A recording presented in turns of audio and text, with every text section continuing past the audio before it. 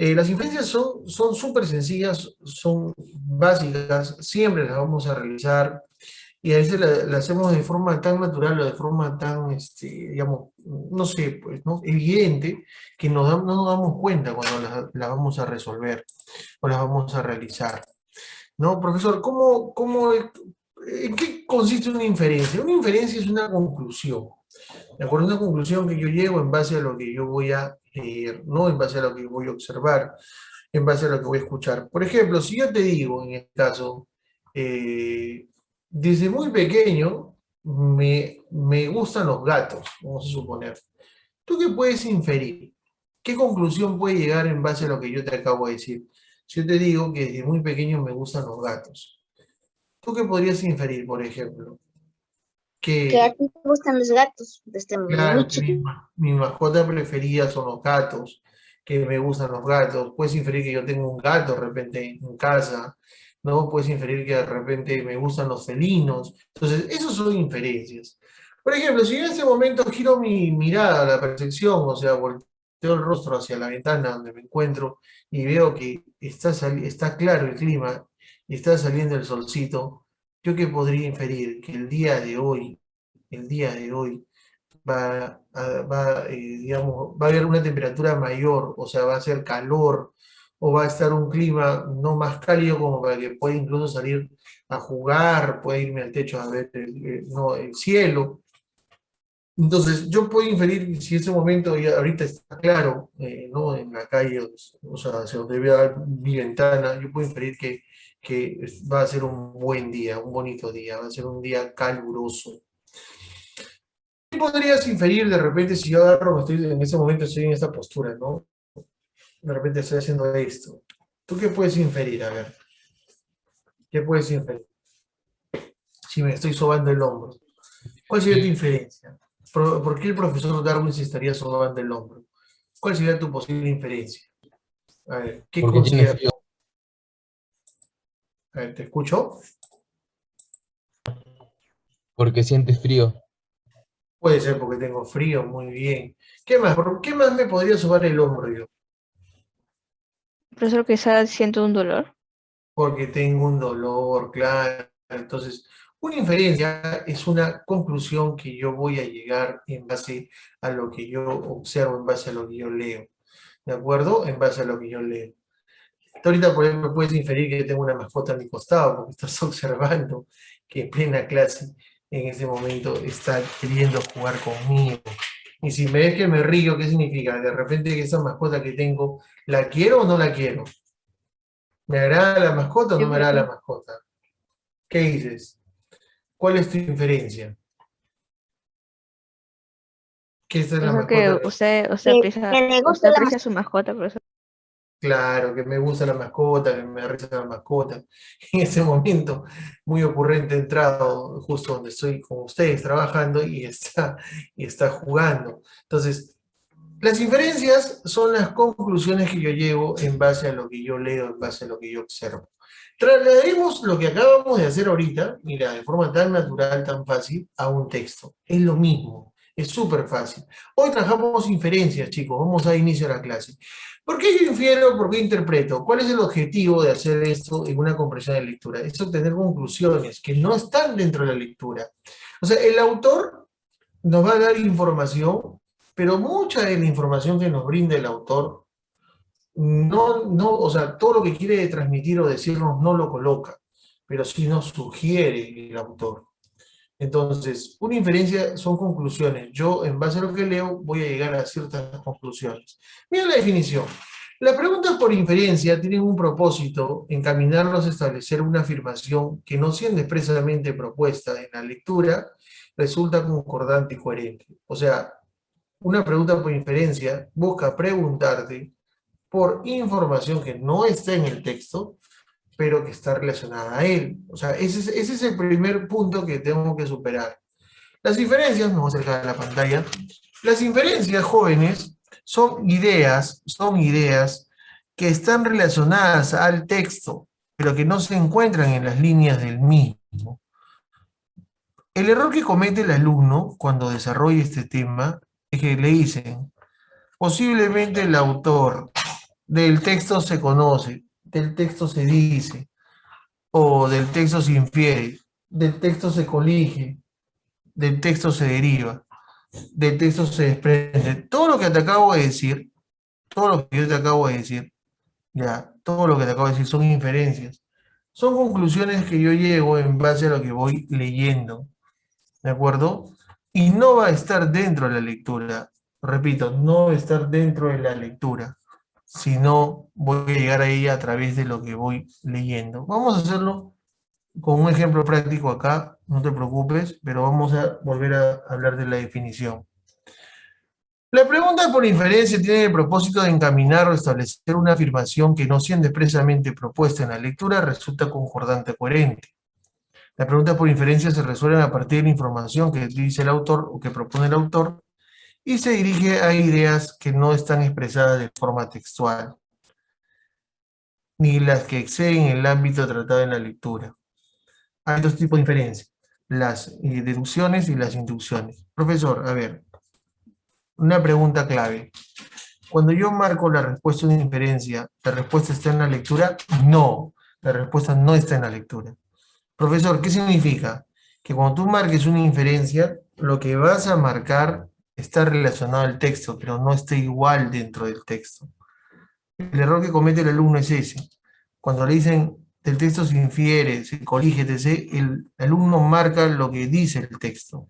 Y eso está mal, porque no se marca lo que dice el texto, se debe marcar aquello que está relacionado al texto. Por eso dice, vamos al primer tipo. ¿Qué es la deducción? Supone que si se explica algo general, se puede inferir un caso particular. Mire el ejemplo. Si se dice que los árboles son vegetales y el pino es un árbol, entonces se puede inferir ¿qué cosa? Que el pino es un vegetal. Repito, si los árboles son vegetales y el pino es un árbol, por lo tanto, entonces el pino es un vegetal. ¿De acuerdo? Esa es una deducción. Deducción, ¿por qué?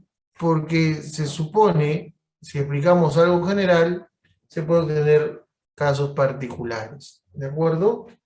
¿Ok?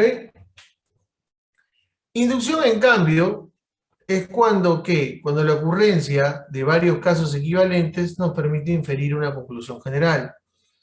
Dice, si me asomo a la ventana, veo una persona con una camisa y pantalones cortos, veo otra con una gaseosa en la mano y sudorosa, es posible inferir que afuera está haciendo calor. ¿De acuerdo? Entonces, de conclusiones particulares, obtengo una conclusión general. Profesor, más o menos, todavía no me queda muy claro. Quiero que usted lo aclare un poco más. Ok, perfecto, no te preocupes. Vamos a una deducción. Si yo te digo que si todos los hombres son fieles, yo puedo decir en este caso que Christian es fiel. Yo puedo decir que el profesor Darwin es fiel. ¿Por qué? Porque tanto Christian como el profesor Darwin, como Ethan, etc., ¿qué son? Son hombres. Y al ser hombres, de por sí, son fieles. Voy a repetir otro ejemplo. Solamente en enero, ojo, solamente en enero salgo de vacaciones. ¿Yo qué puedo inferir en este caso? Si yo digo que solamente en enero salgo de vacaciones. ¿Qué puedo inferir? A ver. Por eso que los demás meses estoy estudiando, ¿no? O estoy ocupada. Claro, que los demás meses estoy trabajando, estoy estudiando, que estoy ocupado. ¿Te das cuenta? De una conclusión general, yo saqué ideas particulares. Muy bien, Carla Medrano, perfecto. Vamos a una inducción. Si me voy al médico y le digo al doctor que tengo dolor de cabeza, que tengo fiebre, que estornudo, que me duele la garganta, ¿el médico qué va a hacer? El médico, con las indicaciones que yo le acabo de brindar, con las indicaciones que yo le acabo de dar, ¿qué puede inferir? ¿Qué puede inferir? Que tengo fiebre. Bueno, mira, repito, le he dicho, voy al médico, primero me voy al médico. Si ya de por sí, si me voy al médico, uno va al médico cuando está sano o cuando está enfermo. Con los enfermos se siente mal. Claro, perfecto, muy bien, ahí está. Segundo, le he dicho que tengo fiebre, me duele la cabeza, me duele la garganta y estornudo a cada rato. ¿El médico qué puede inferir de esas condiciones? Profesor que necesita medicina, ¿no? Claro, que necesito medicamentos, pero si tengo fiebre, dolor de cabeza, dolor de garganta, lo que podría ocurrir es que yo tengo ¿qué cosa? En este caso, puedo tener una enfermedad de ¿qué? De las vías de las vías respiratorias. Muy bien, así es, de las vías respiratorias. ¿Por qué, profesor? Porque tengo dolor de garganta, pues. Entonces, mira, de conclusiones muy particulares, el médico saca una conclusión general. Por eso cuando tú vas al médico, lo primero que el médico te pregunta es tus síntomas. Y gracias a estos síntomas, él llega a una conclusión. ¿De acuerdo? Él hace una inducción. ¿De acuerdo? Entonces, si yo digo del texto se infiere, el texto se deduce, el texto se colige, el texto se deriva, el texto se desprende, todas son inferencias, todas son conclusiones. Vamos a llevar esto a un caso práctico. Ya préstame mucha atención. Vamos a ver, llevar esto a un caso práctico. Préstame mucha atención. Profesor, entonces, conclusión. ¿Qué es una inferencia? Es una conclusión que yo llego en base a lo que leo. Esa es una inferencia, es una conclusión que yo llego en base a lo que leo. Las inferencias tienen que estar relacionadas al texto, de todas maneras. Las inferencias tienen que estar relacionadas al texto. Profesor, si yo infiero algo que no esté en relación al texto, ¿mi inferencia es correcta? No, tu inferencia sería falsa. Entonces, las inferencias son conclusiones que llego en base a lo que yo leo. ¿De acuerdo? Dice, Juan Antonio Ribeiro, hermano del escritor, explica que los editores presionaban mucho a Julio Ramón para que éste haga publicidad a sus libros, pues de no ser así, estos se venderían poco. Por una parte estaba bien, afirma, era lógico que los editores se preocuparan por recuperar su dinero. Y por supuesto ganar, pero a mi hermano le incomodaba mucho este tipo de cosas, no le gustaba exhibirse. Además agrega, su figura no se prestaba, era flaco y tímido. Ribeiro, como los grandes escritores decimonónicos, creía que los libros se venden por inercia y no gracias a un despliegue publicitario. Por fortuna, sus libros en los últimos años están ingresando a los circuitos comerciales de Europa en muy cuidadas, pulcras ediciones. En una conferencia que ofreció en el año de 1986, todo acto público del autor de prosas apátridas colmaba los auditorios y muchos quedaban pugnando por ingresar. Redactó la siguiente anécdota. Cierta vez, de regreso a Lima, recibió la visita de unas colegialas, quienes luego de pedirle autógrafos le obsequiaron una bolsa de plástico que contenía lapiceros y cintas para máquinas de escribir, acompañada de la siguiente nota, que le conmovió mucho. Al señor Julio Ramón Ribeiro, con gran admiración y aprecio, para que nos siga deleitando con sus libros. Muy bien. Te doy unos segundos, quiero que vuelvas a leer el texto si es necesario, vuélvelo a leer y luego vamos a responder.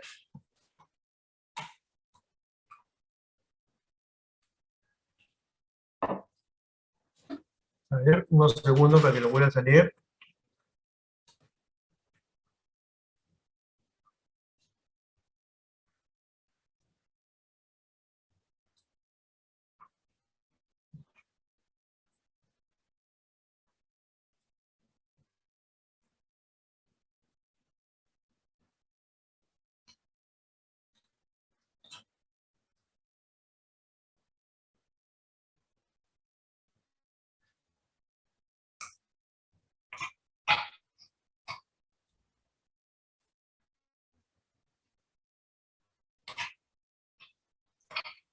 Muy bien.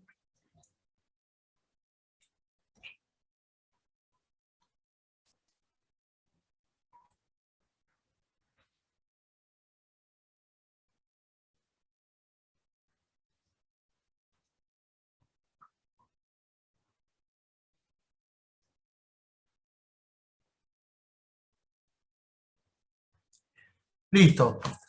Vamos a responder. Se deduce respecto al carácter del escrito de Ribeiro. ¿Cómo era Ribeiro? A ver, hay una parte del texto que nos dice cómo era Ribeiro. ¿Dónde está esa parte? A ver, chicos. ¿Cómo era Ribeiro? Según lo que acabamos de leer. Nos dice que era flaco y era tímido. Entonces, ¿qué puedo deducir de esos datos? Que permitió darle poca publicidad, especialmente en los últimos años, que las raíces de su comportamiento huraño están en su niñez? ¿Fue un factor que impidió la rápida celebridad literaria? ¿Fue un ingenuo en el fondo, pues las obras solo se venden con publicidad? ¿Asombró a los editores ya que resultaba extraño que no quiera vender? ¿Qué dices? Por su carácter de Ribeiro, que era flaco y tímido, más que todo por tímido, no por lo de flaco. ¿Qué podría haber ocurrido? ¿Qué se puede deducir? ¿Qué conclusión puede llegar usted? Por su carácter tímido y Ribeiro. ¿Cuál sería la respuesta acá, chicos? A La ver, C. muy bien, me dicen la C por acá. Por acá también me dicen la A y ¿se permitió darle poca publicidad, especialmente en los últimos años? Yo creo que eso no tendría relación. Yo creo que sí marcaría la letra C. ¿Por qué? Porque como era tímido, él no estaba de acuerdo en hacer publicidad a sus trabajos. Es más, hay una parte en el texto que dice que los libros se deberían no vender solos prácticamente, o sea que él atinaba ¿qué cosa? A su creatividad, ¿de acuerdo? A su pericia literaria para que vendan sus libros. Entendemos que la afirmación, los libros se venden por inercia, justo lo que te estaba diciendo, ¿qué implica? ¿Qué trataba de decir él cuando decía que los libros se venden por inercia? ¿Cuál marcarías acá? A ver, cuando él decía los libros se venden por inercia, ¿qué implica? ¿Ah?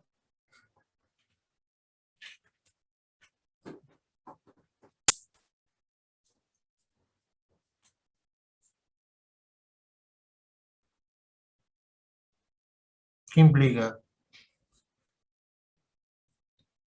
A ver, ¿qué implica cuando él dice que los libros se venden por inercia? Por eso creo que la E. Ahí me dicen, muy bien. ¿Qué más? A ver, aparte de esa respuesta, ¿de qué más me brinda la respuesta?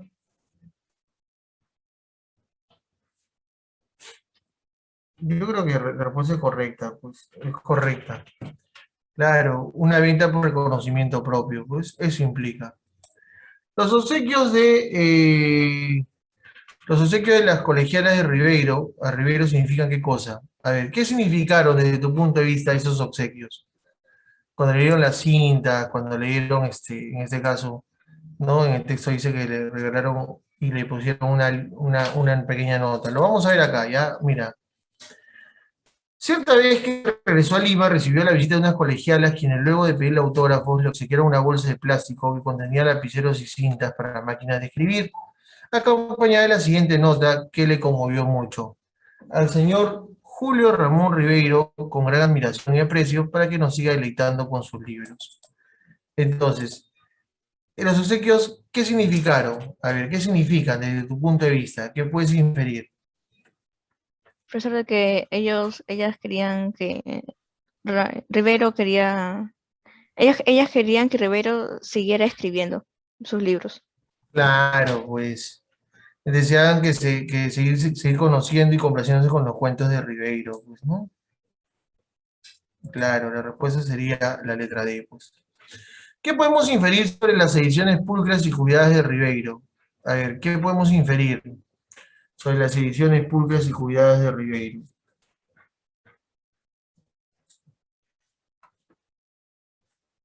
A ver,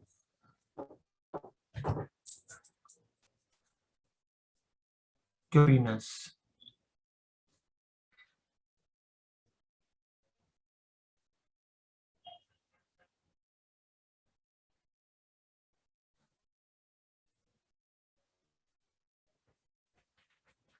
A ver,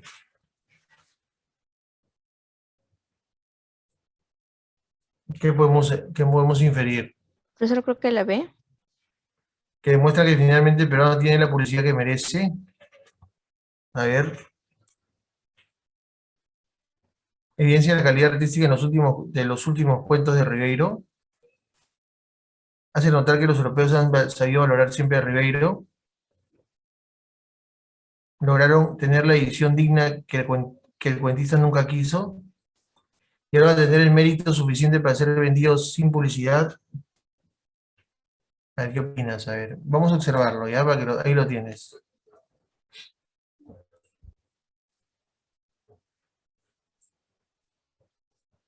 Y hace referencia a esta parte, ¿ya? Está en el segundo párrafo, para que lo veas. Pero observa el segundo párrafo.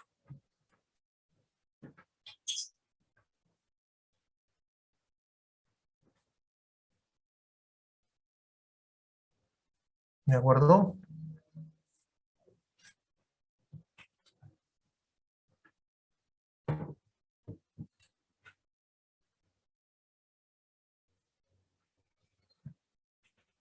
¿Qué opinan ustedes? A ver. Dice, Ribeiro, como los grandes escritores decimonónicos, creía que los libros se venden por inercia y no gracias a un despliegue publicitario. Por fortuna, sus libros en los últimos años están ingresando en los circuitos comerciales de Europa en muy cuidadas y pulcras ediciones. A ver, ¿qué puedes entonces inferir sobre estas ediciones pulcras y cuidadas de Ribeiro? ¿Evidencian la calidad artística en los últimos cuentos de Ribeiro?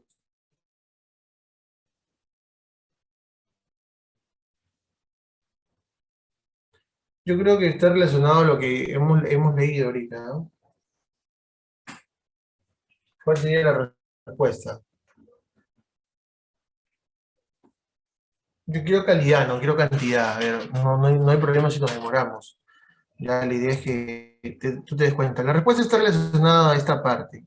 Lo voy a marcar, ¿de acuerdo? Desde acá hasta acá. A ver, lee esa parte, por favor.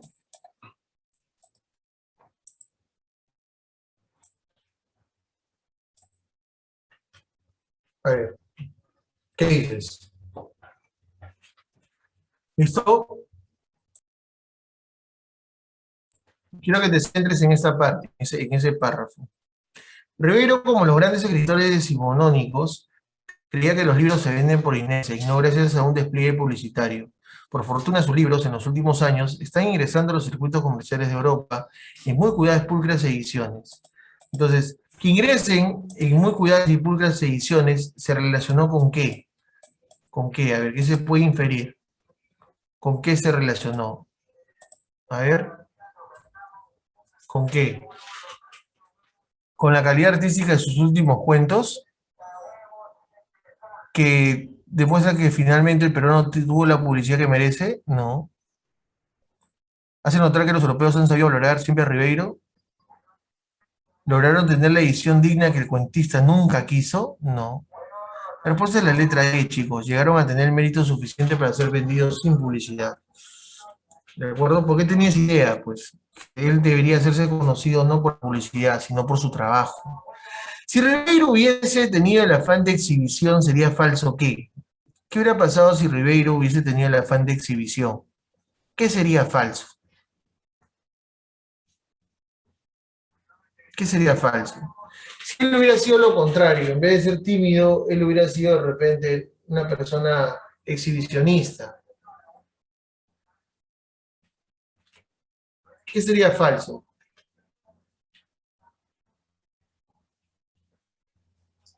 ¿Tú crees que Rivero se hizo conocido por la publicidad, por la exhibición, o fue por su trabajo? Por eso yo creo que sería la D. Por su trabajo, ¿no? Entonces, si él hubiese tenido el afán de exhibición, sería falso. ¿Qué cosa? Que el cuento peruano hubiese llegado en menos tiempo a Europa. ¿Ya? ¿Sabes por qué? Porque que él sea exhibicionista no hubiera significado que él llegue a Europa. Él se hizo conocido gracias a su trabajo, no a su sentido de exhibición o timidez, no. Él fue reconocido por su trabajo. Así que él sea o no sea exhibicionista, no hubiera significado que él sea conocido. ¿De acuerdo, chicos? Mira, lo que acabas de marcar, ya, lo que acabas de marcar en las preguntas que hemos superado en este bloque, son inferencias, son conclusiones que hemos llegado en base a lo que estamos leyendo. Ya, por eso es muy importante que el alumno aprenda a inferir. Profesor, ¿qué es una inferencia entonces? Son conclusiones que llega el alumno, el receptor, el lector, en base a lo que lee. Son conclusiones que voy a llegar en base a lo que estoy leyendo. Esa es una inferencia. Por ejemplo, si yo te digo, a ver, rapidísimo para acabar esta parte. Cuando yo voy digamos, a un buffet, ya, cuando yo voy a un buffet, me voy directamente a los postres dulces. ¿Tú qué puedes inferir? A ver, ¿qué puedes inferir? Repito, cuando yo voy a un buffet, me voy directamente a los postres dulces. ¿Tú qué puedes inferir? ¿Que te gustan los dulces? Muy bien, que me gustan los dulces. Muy bien, Xiomara. Claro que sí, pues. Esa es una inferencia. ¿En algún momento te he dicho que me gustan los dulces? No. No, pues. No, pero ¿Cómo o sea, llegaste a esa relacionado al conclusión? tema. Claro. Si yo te digo, si a un buffet, cuando voy a un buffet, siempre me voy a los postres dulces, entonces tú con esa información has llegado a una conclusión. Ah, si el profesor, cuando va a un buffet, siempre se va a los postres dulces, pues entonces el profesor le gusta los dulces. Esa es una inferencia. En ningún momento te he dicho ahí que me gustan los dulces. Tú has logrado inferir eso. ¿De acuerdo? Esa es una inferencia. ¿Qué es una inferencia entonces? Una conclusión que yo llego en base a lo que yo leo. ¿De acuerdo? En base a lo que yo leo. Mira el texto 2. Seguimos, antes que el tiempo nos gane. La concentración mental no es un estado antinatural que esté en contradicción con nuestro modo de ser. El alumno concentrado, al fin y al cabo, no es más que el hombre en quien no ha perecido la genial capacidad del niño para interesarse profundamente en su labor. Podemos deducir que para el autor del texto los niños reflejan. Ojo, vamos a volverlo a leer. Dice, la concentración mental no es un estado antinatural que esté en contradicción con nuestro modo de ser. ¿Qué significa? Que es parte de nuestra persona, es parte de nuestro ser. El alumno concentrado, al fin y al cabo, no es más que el hombre en quien no ha perecido la genial capacidad del niño. ¿Cuál es la capacidad del niño? Poder concentrarse en este caso. ¿De acuerdo? Yo lo voy a tomar de esa forma. Entonces, el alumno concentrado, al fin y al cabo, no es más que el hombre en quien no ha perecido la genial capacidad del niño para interesarse profundamente por su labor. ¿De acuerdo? Podemos deducir que para el autor del texto, los niños que reflejan la capacidad de sobreponerse sobre sus gustos, la actitud de interesarse por cosas triviales, o sea, sin valor, la superación de emociones humanas, el estado natural de los seres humanos, el intenso interés en algo concreto. ¿Cuál Por sería eso la podría ser respuesta? la D. La D, me dicen por acá. A ver, ¿qué más? ¿Qué dice el resto? Ojo, dice, la concentración mental no es un estado antinatural, o sea que todos tenemos la capacidad. El alumno concentrado, o sea, el alumno que tiene concentración mental, no es más que el hombre en quien no ha perecido la genial capacidad del niño. O sea, todo niño tiene la capacidad de poder concentrarse. ¿De acuerdo? Entonces, si todo ser humano tiene esta capacidad de concentrarse, o sea, es parte del estado natural del hombre, la concentración, entonces se puede decir que el autor del texto, los niños que reflejan el intenso interés en algo concreto, la actitud de interesarse por algo muy trivial, o el estado natural de los seres humanos. ¿Cuál sería? ¿Mm? ¿Cuál sería? Ah, solamente tengo una respuesta, me han dicho la letra D. A ver, ¿qué dice el resto? Repetimos. A ver, vamos. Yo no quiero apurarte, yo quiero que tú te des cuenta, lo que tú infieras.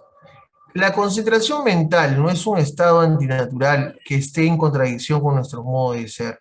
O sea, quiere decir que es parte de nosotros. El alumno concentrado, al fin y al cabo, no es más que el hombre en quien no apreció la genial capacidad del niño. ¿Cuál sería la genial capacidad del niño? De poder concentrarse, ¿de acuerdo? Entonces, podemos deducir que para el autor del texto, los niños reflejan ¿qué cosa?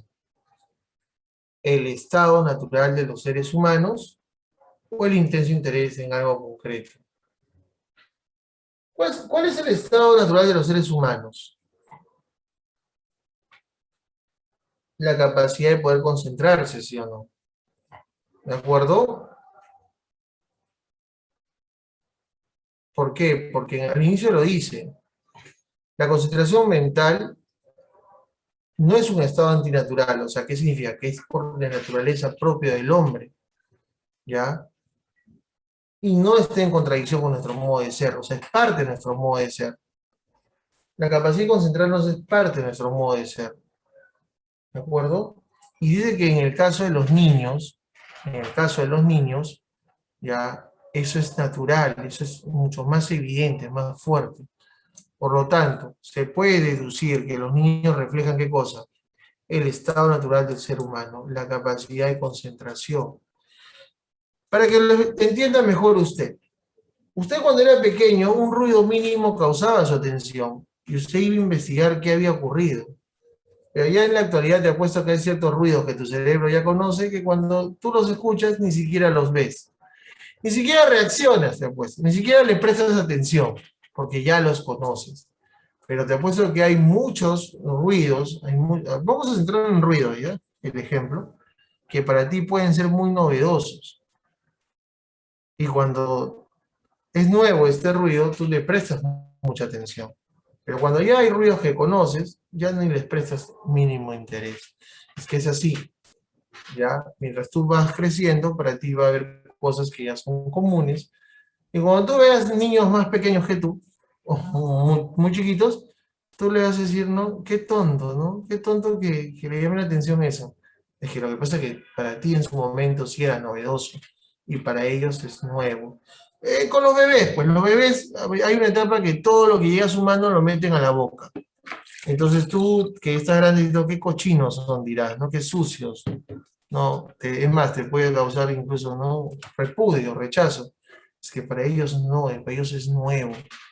Y una forma de conocer es poder probarlo, tocarlo. Para ellos es algo normal, natural. Lo que tú ya no harías a tu edad, pues, ¿no? Ese es un ejemplo para que refuerce esta idea. Muy bien, chicos, texto 3. Vamos a aprovechar los minutos al máximo. De todos los ingleses, el que llevó más lejos la gloria del teatro cómico es el difunto Congreve. Escribió pocas obras, pero todas son excelentes en su género. En ellas las reglas del teatro son rigurosamente observadas. Están llenas de caracteres matizados con suprema fineza. No hay una sola broma de mal gusto. Se advierte por doquier el lenguaje de las personas honestas, unido a acciones de pícaro, lo cual prueba que Congreve conocía muy bien su mundo y que vivió en lo que llamamos buena compañía. Estaba enfermo y casi muriéndose cuando yo lo conocía. Tenía un defecto, no estimar bastante su oficio de autor, que había hecho su reputación y su fortuna. Le hablaba de sus obras como las cosas sin importancia ajenas a él. En la primera conversación me pidió que no lo considerara sino como un gentil hombre que vivía como tal. Yo le respondí que si él hubiera tenido la desgracia de ser nada más un gentil hombre como otro cualquiera, jamás habría yo acudido a verlo, chocándome fuertemente esa vanidad tan mal empleada. Sus piezas son las más espirituales y las más verídicas, las de Van Gogh las más alegres y las de Norwood Shirley las más fuertes. El término matizador. Chicos, ¿qué debo hacer cuando tengo una palabra de este tipo? Me voy al texto y lo reemplazo. Entonces, primero, buscamos la palabra matizador rápidamente. ¿Dónde está el término matizador? Ayúdame que yo lo he perdido, está extraviado para mí. A ver, ¿hay matizador en el texto? Rapidísimo, desde la línea 1 hasta abajo. 2, 1, 2, 3, 4. A ver, ¿en qué línea se encuentra el matizador? Dímelo, a ver, ayúdame, que yo me perdí. Vamos. En la cuarta, Ok, pero ¿hay matizador? mm, ¿Hay matizador? matizados. Ah, muy bien, perfecto. Entonces hay que tener cuidado de eso. Dice, están llenas de caracteres matizados. Entonces, ¿qué sería en este caso? Está llena de carácter ¿qué? Combinados, coloreados. ¿Qué dices? Llenos, escritos. ¿Qué marcarías tú acá? A ver, Llenos. ¿cuál sería la respuesta? En este caso hay que asumir el valor de matizados con alguno de esos términos. Es como un rompecabezas. No puedo forzar la pieza. Tiene que encajar, ¿de acuerdo? ¿Cuál marcarías tú? Vamos. Profesor, podría ser coloreados. Claro, podría ser coloreados, me dice por acá. Pero, a ver, ¿quién más?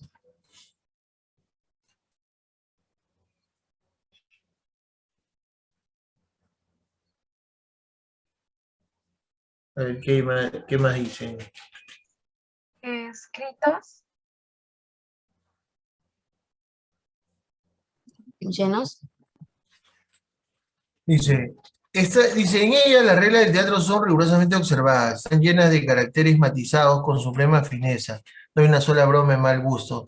Dice, están llenas de caracteres matizados. Yo creo que acá sería en este caso combinado, pues. No, están mezclados en este caso, con suprema fineza, ¿no? En este caso, o sea, son imperceptibles muchas veces, pero están ahí presentes.